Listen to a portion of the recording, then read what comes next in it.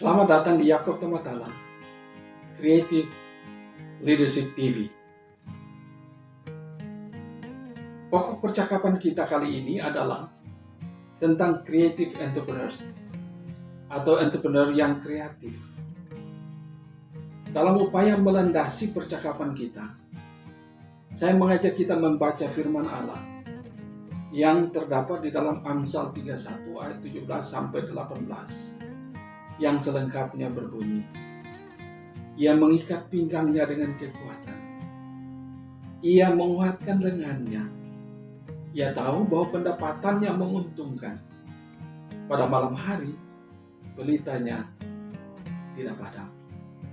Saudaraku, dalam mempercakapkan tentang entrepreneur berdasarkan gagasan firman Tuhan ini, dapat kita katakan bahwa entrepreneur adalah pribadi yang mandiri, di mana kemandirian ini merupakan kekuatan dasar bagi setiap entrepreneur untuk berani berpikir, berani bersikap, dan berani bertindak secara unggul. Kemandirian sesungguhnya nampak dalam daya juang yang tinggi, yang didasarkan atas visi dan misi yang besar dan jelas. Karena itu, kita awali dengan bertanya, sejauh mana kebutuhan penerapan gagasan entrepreneur dalam lingkungan kerja di mana kita berada? Dalam observasi, perlulah kita menyadari bahwa sistem pendidikan keluarga dalam masyarakat kita, sebut saja masyarakat tradisional, perlu ditransformasi agar supaya dapat menghasilkan manusia-manusia mandiri yang percaya diri dalam masyarakat secara umum. Pada sisi yang lain, kita menemukan bahwa pendidikan umum belum lama menerapkan gagasan entrepreneurship. Dengan kata lain, pendidikan umum baru saja berorientasi kepada pendekatan entrepreneurship yang membuat para lulusan perlu belajar menjadi mandiri, menjadi visioner, menjadi pemberani yang berani berpikir kreatif inovatif, berani membuat keputusan, berani bermentalitas investor yang dapat mengubah bahan alam menjadi komoditi ekonomi, atau benda dan atau jasa serta ide menjadi cash. Pada sisi yang lain, kita semua menyadari bahwa ternyata persaingan global, regional dan lokal yang sangat ketat di dunia kerja menuntut adanya tenaga kerja yang andal, yang siap pakai, yang memenuhi standar, dan siap bersaing di dunia kerja pada masa ini. Karena itu, sebelum kita melanjutkan, kita perlu melihat cara pandang tentang entrepreneur. Bagaimana masyarakat dan lingkungan di mana kita berada memandang entrepreneur yang telah diterapkan pada masa kini. Hal yang paling awal adalah ternyata entrepreneur telah disamakan dengan usahawan atau usahawati, di mana entrepreneur ini dianggap identik dengan pebisnis yang hanya diterapkan dalam dunia bisnis atau perdagangan saja. Di samping itu, kalangan tertentu telah memandang entrepreneur sebagai pekerjaan sekuler, di mana entrepreneur ini berurusan dengan hal materi belaka, dianggap berurusan dengan hal materi belaka, yang fokusnya adalah memperoleh keuntungan finansial dan menghimpun materi sebanyak mungkin, sehingga sebagian orang menolak untuk menerapkannya dalam bidang pelayanan Kristen karena dianggap bertentangan dengan prinsip rohani.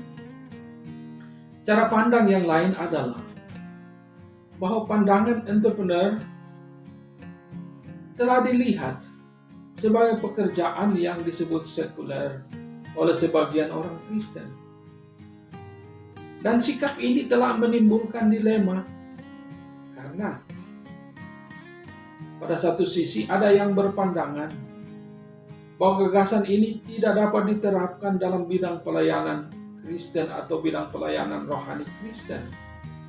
Karena alasannya adalah para pelayan Kristen, para pendeta, tidak boleh berdagang, tidak mungkin berdagang. Sedangkan pada sisi lain, para pelayan Kristen yang berlatar pekerjaan pebisnis atau pekerjaan umum lainnya, mereka cenderung terbuka untuk menerima penerapan gagasan entrepreneur dalam pelayanan. Nah, karena itu kita bertanya lagi, bagaimana sesungguhnya sikap yang benar terhadap dilema ini? Dalam upaya menjawab pertanyaan tersebut untuk sementara, maka kita masuk kepada perspektif Kristen yang umum tentang gagasan entrepreneur. Hal yang paling awal adalah pekerjaan dan kecakapan entrepreneur sesungguhnya adalah hal rohani yang tidak bertentangan dengan Alkitab. Jika semua pekerjaan dilihat sebagai panggilan untuk menjadi berkat, jadi alasannya adalah jika semua pekerjaan dilihat sebagai panggilan untuk menjadi berkat, maka pekerjaan atau kecakapan entrepreneur ini adalah rohani dan tidak bertentangan dengan Alkitab. Hal ini dapat ditemukan di dalam 1 Korintus 12 ayat yang ke-7, di mana di dalam sabda ini ditegaskan bahwa setiap pelayanan adalah panggilan yang dilandasi karisma atau karunia pemberian Allah, karunia rohani pemberian Tuhan untuk melengkapi setiap orang Kristen bagi pelayanan. Karena itu, setiap karisma dapat dianggap sebagai bagian dari setiap pekerjaan yang olehnya, jika kita melihatnya sebagai panggilan untuk menjadi berkat, maka ini adalah rohani. Hal yang kedua yang sejalan dengan apa yang baru saja saya katakan. Tatkala kita melihat dalam sejarah dan peradaban bapa leluhur Israel, kita menemukan bahwa bapak-bapak leluhur Israel ini memiliki kecakapan entrepreneur dan mereka juga berjiwa serta bermental investor yang nampak dalam sepak terjang mereka di dunia kerja, di mana orang Yahudi melihat Abraham, Ishak, dan Yakub sebagai entrepreneur besar. Sebagai contoh dalam Kejadian 30 ayat 25-43, peranan dan pekerjaan Yakub memperlihatkan bahwa ia adalah entrepreneur besar yang memiliki kecakapan entrepreneurship yang ditandai dengan adanya kemandirian, visi yang besar, serta keberanian yang unggul yang membuatnya sukses dalam dunia kerja di mana ia berada. Nah, dalam kaitan ini perlu kita lihat sebagai bukti bahwa ternyata pekerjaan entrepreneur berhubungan dengan semua bentuk dan jenis serta bidang pekerjaan, di mana telah terbukti bahwa semua pemimpin yang berhasil dalam kepemimpinan adalah mereka yang memiliki kecakapan entrepreneur dan berjiwa investor Sebagai contoh dapat kita lihat dalam kehidupan dan pengabdian serta karir dari Yusuf sebagai entrepreneur yang besar di Mesir. Pada sisi lain, gagasan entrepreneur dapat dilihat sebagai hal rohani. Jika dipandang bahwa pekerjaan apapun adalah sebagai ibadah dan pengabdian kepada Tuhan yang diuntukkan bagi kebaikan sesama, yaitu menolong sebanyak mungkin orang. Di mana di dalam tulisan Rasul Paulus kepada jemaat orang Kolose, mereka dinasihatkan untuk mengerjakan apapun di dalam nama Tuhan Yesus dan mengerjakan pekerjaan apa saja seperti kepada Tuhan.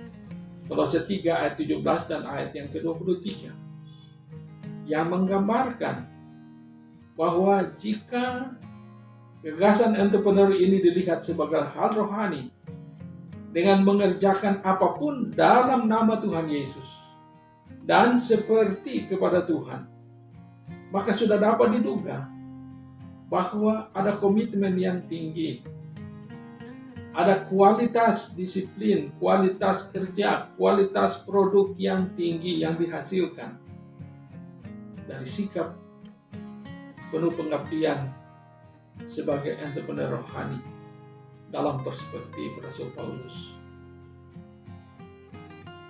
Karena itu, sebelum kita maju lebih jauh, perlu kita sadari bahwa orientasi tugas entrepreneur dari perspektif Kristen meliputi atau melibatkan dua orientasi kerja dengan tujuan yang besar. Pertama, orientasi tugas yang saya sebut sociopreneur. Orientasi tugas sociopreneur ini adalah tugas yang berorientasi kepada pengembangan masyarakat secara berkelanjutan dengan pendekatan mengelola barang dan atau jasa dengan memanfaatkan struktur serta sistem manajemen yang fleksibel guna menghadirkan sejahtera dengan meningkatkan potensi, kapasitas dan kesejahteraan anggota masyarakat, menunjang pelaksanaan tugas entrepreneurship. Orientasi tugas entrepreneur dari perspektif Kristen yang kedua adalah orientasi tugas ekonopreneur. Orientasi tugas ekonopreneur ini adalah tugas yang berorientasi kepada pengembangan bisnis berdasarkan rancangan dan pendekatan dengan struktur manajemen canggih serta pendayagunaan sumber daya manusia tangguh serta pemanfaatan semua sumber, termasuk jasa teknologi dan teknologi serta media informasi komunikasi dalam menyelenggarakan bisnis yang bersaing, yang mendatangkan keuntungan finansial untuk menolong banyak orang, guna menopang tugas entrepreneurship mendukung peran entrepreneur, menghadirkan sejahtera berkeadilan, serta berkelanjutan dalam masyarakat. Dalam mempercakapkan gagasan tentang entrepreneur kreatif, maka kompetensi pembelajaran umum yang saya ketengahkan adalah bahwa percakapan tentang creative entrepreneur meletakkan dasar-dasar entrepreneurship Alkitabiah dalam upaya memperjelas makna entrepreneurship dan entrepreneur yang berfungsi untuk memberikan serta mencerahkan pemahaman sebagai upaya membangun diri menjadi entrepreneur rohani yang mandiri, yang berhasil dalam kepemimpinan di marketplace. Karena itu, kompetensi pembelajaran khusus yang saya ketengahkan adalah Kiranya setelah menyelesaikan percakapan tentang creative entrepreneur ini, para pembelajar akan dapat melakukan hal berikut. Pertama, memahami makna entrepreneurship dan entrepreneur serta entrepreneur rohani dengan benar, baik, dan jelas. Yang kedua, mengidentifikasi karakteristik entrepreneur rohani. Kemudian yang ketiga, merangkum strategi membangun kapasitas menjadi entrepreneur rohani. Dan yang keempat, mengevaluir bagaimana membangun diri menjadi entrepreneur rohani sukses dengan mengelola usaha mandiri. Karena itu pokok pembelajaran yang akan kita percakapkan tentang creative entrepreneur atau entrepreneur kreatif ini adalah antara lain, pertama, entrepreneur rohani kreatif.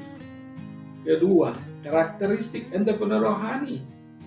Yang ketiga, membangun kapasitas menjadi entrepreneur rohani.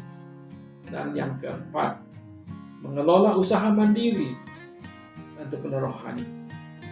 Inilah pokok-pokok pembelajaran yang akan kita pelajari dan percakapkan bersama seputar creative entrepreneur. Selamat mengembara bersama saya dalam diskursus tentang entrepreneur kreatif. Saya Yakob Tomatalo.